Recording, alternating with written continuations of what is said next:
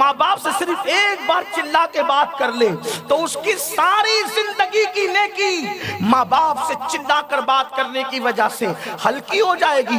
تو ماں باپ سے بات کیسے کریں؟ تو قرآن کہتا ہے فَلَا تَقُلْ لَهُمَا اُفْ، ان کے سامنے اف بھی مت کرنا۔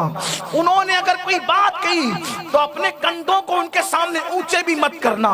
بلکہ ماں باپ سے بات کرنے کا طریقہ کیا ہے؟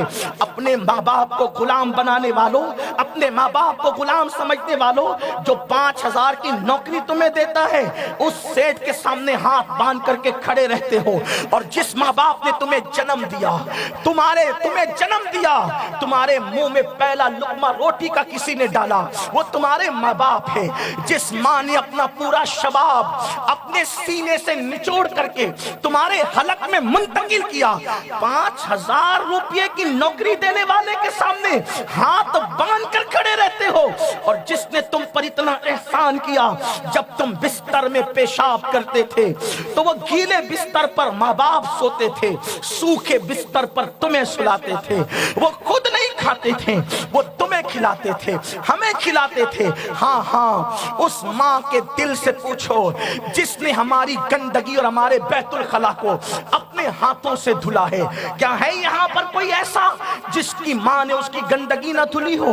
ہے یہاں پر کوئی ایسا جس کے باپ نے اس کی گندگی کو برداشت نہ کیا ہو؟ باپ اتنا پاکیزہ طبیعت ہوتا ہے کہ بدبو آنے پر وہ منہ پہ رومال رکھتا ہے، لیکن بستر میں اگر بچہ گندگی کر دے اور باپ اس گندگی میں بھر جائے تو کیا کبھی باپ کو غصہ آتا ہے؟ کیا کبھی باپ بچے کو مارتا ہے؟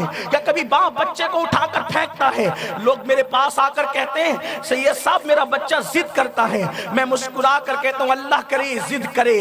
کوئی کہتا ہے میرا بچہ رات رات بھر روتا ہے، میں کہتا ہوں اللہ کرے یہ روتا رہے۔ لوگ حیرت سے میرا منہ تکتے ہیں، میں نے کہا جس دن یہ رات رات بھر روئے گا اس دن تجھے پتا چلے گا کہ تو بھی اس طرح رو رو کر کے بڑا ہوا ہے، جیسے تو اپنی اولاد کے لیے قربانی دے رہا ہے تیرے ماں باپ نے بھی تیرے لیے قربانی دی ہے۔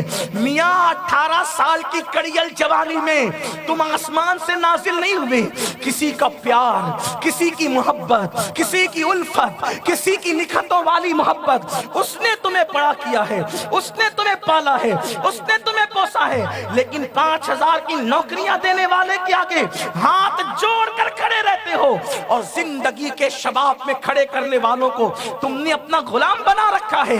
نہیں، یہ اسلام کی تعلیم نہیں ہے، یہ سیرینوں کی گندی تعلیم تو ہو سکتی ہے، یہ قرآن کی تعلیم نہیں ہو سکتی، یہ مصطفیٰ جان رحمت کی تعلیم نہیں ہو سکتی۔ ماں باپ سے بات کرنے کا اسلامی طریقہ کیا ہے؟ اسلام صرف نماز پڑھوانے نہیں آیا، اسلام جہاں سجدوں کی بات کرتا ہے وہی ماں باپ کی حقوق کی بھی بات کرتا ہے۔ ہم ماں باپ سے کیسے بات کریں؟ آؤ آج سیکھنا ہوگا۔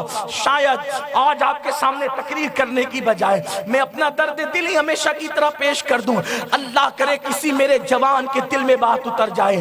میرے آقا علیہ السلام کے غلاموں، آؤ ماں باپ سے بات کرنے کا اسلامی طریقہ کیا ہے؟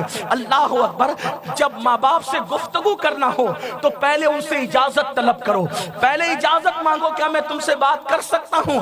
اگر وہ ہمارے بادشاہ لوگ اجازت دیں، ہم سب سے پہلے اپنے ماں باپ کے غلام ہیں، اس کے غلام اس کے غلام کہلانے والوں، اللہ رسول کے بعد سب سے زیادہ پیدائش کے حوالے سے احسان کرنے والے وہ ہیں۔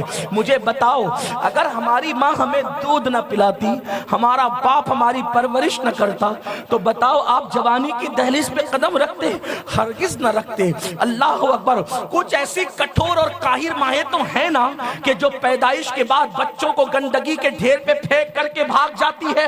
آپ کی ماں کا کتنا احسان، جس نے اپنے سینے کا دودھ، اپنے لہو کو آپ کے ہمارے سینے میں منتقل کیا ہے۔ ان سے بات کیسے ہو؟ پہلے اجازت لو، اور جب وہ اجازت دے دیں تو ایسے گفتگو کرو جیسے کوئی غلام اپنے بادشاہ سے گفتگو کرتا ہے، جیسے کوئی غلام اپنے آقا سے گفتگو کرتا ہے۔ یہ ماں باپ سے گفتگو کرنے کا طریقہ ہے، یہ ماں باپ سے بات کرنے کا طریقہ ہے۔ ورنہ سن لو، اگر اگر تم تہجد گزار بھی ہو اور ماں باپ تمہارے ناراض ہے، تم جہنم میں جانے کے لیے تیار ہو جاؤ۔ اگر تم شہید بھی ہو گئے تو میرے آقا فرماتے ہیں اگر کوئی شہید بھی ہو جائے اور اس کے ماں باپ اس سے ناراض ہے تو شہید ہونے کے بعد بھی وہ جنت میں نہیں جائے گا، لیکن چونکہ شہید ہوا ہے تو جہنم میں بھی نہیں جائے گا۔ جنت اور جہنم کے درمیان ایک مقام ہے جس کو مقام آراف کہا جاتا ہے، اس میں رکھا جائے گا اور اللہ سے وہ بندہ فریاد کرے گا مولا شہید ہو کر بھی یہاں پڑا ہوں، ارشاد ہوگا پہلے اپنے ماں باپ کو راضی کر، جب تک تیرے ماں باپ تجھ سے راضی نہیں ہوں گے شہادت کے بعد بھی تجھے جنت نہیں مل سکتی۔ آپ سے پوچھنا چاہتا ہوں، گھر کا کچرا سمجھنے والوں ماں باپ کو، ماں باپ کی توہین کرنے والوں، میرے آقا فرماتے ہیں جس کے ماں باپ اس سے ناراض ہیں اللہ بھی اس سے ناراض ہے۔